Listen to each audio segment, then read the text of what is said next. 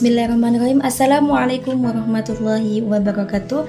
Selamat siang, salam sejahtera untuk kita semua. Kepada yang terhormat Bapak Jumairisa, SPD, MPD, selaku tutor pendamping mata kuliah Filsafat Ilmu, dan tak lupa kepada teman-teman seperjuangan Universitas Terbuka. Halo teman-teman semuanya, salam kenal ya. Perkenalkan, nama saya Alia Alivia dengan nomor NIM 8605-88481, Fakultas Keguruan dan Ilmu Pendidikan, Program Studi S1 Pendidikan Guru Sekolah Dasar, Universitas Terbuka Palembang. Baiklah, di sini saya akan menjelaskan tentang 3 dasar utama dalam filsafat ilmu, yaitu yang pertama ontologi, epistemologi, dan aksiologi. Ketiga konsep ini sangat penting karena membantu kita memahami ilmu secara menyeluruh, mulai dari apa yang dipelajari, bagaimana cara mendapatkannya, sampai untuk apa ilmu itu digunakan dalam kehidupan. Nah, sebelumnya saya tanya, ada yang tahu tidak kenapa kita harus tahu 3 hal ini?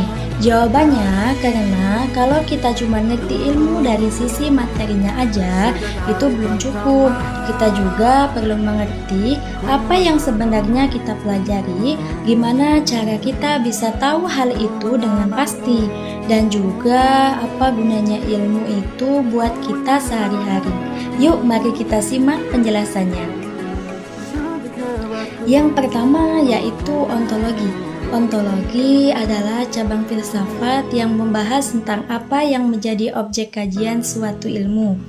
Artinya, ontologi berfokus pada apa yang benar-benar ada dan dipelajari dalam suatu bidang ilmu. Misalnya, dalam ilmu biologi, objek kajiannya adalah makhluk hidup.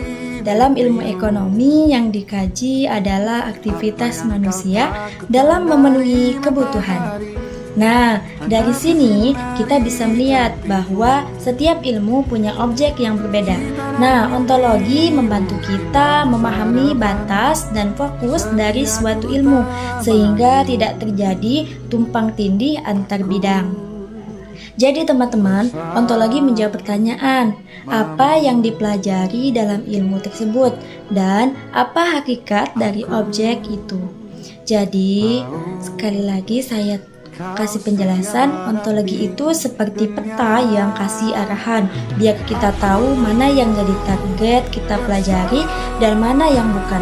Kalau nggak ada ontologi, bisa aja kita belajar biologi tapi malah fokus ke masalah ekonomi, pasti jadi kacau kan. Selain itu, ontologi juga kasih kita pemahaman tentang hakikat dari objek yang kita pelajari. Misalnya di biologi, kita juga mengerti bahwa makhluk hidup punya ciri-ciri tertentu kayak bisa tumbuh, berkembang biak, dan merespons rangsangan. Baiklah, yang selanjutnya yaitu epistemologi. Kalau ontologi membahas apa, maka epistemologi membahas bagaimana. Epistemologi adalah cabang filsafat yang membahas tentang cara memperoleh ilmu pengetahuan. Dalam hal ini, epistemologi mencakup metode, proses berpikir, dan cara membuktikan suatu kebenaran. Contohnya, dalam ilmu pengetahuan, kita mengenal metode ilmiah seperti observasi, eksperimen, dan analisis data. Semua itu digunakan agar pengetahuan yang dihasilkan tidak asal-asalan, tetapi bisa dipertanggungjawabkan. Epistemologi juga menjawab pertanyaan penting seperti bagaimana kita tahu sesuatu itu benar, apa metode yang digunakan untuk mendapatkan kebenaran tersebut. Nah, dengan adanya epistemologi, ilmu menjadi sistematis, logis, dan dapat diuji kebenarannya oleh orang lain. Baiklah, yang terakhir yaitu aksiologi, yaitu cabang filsafat yang membahas tentang nilai dan tujuan dari ilmu.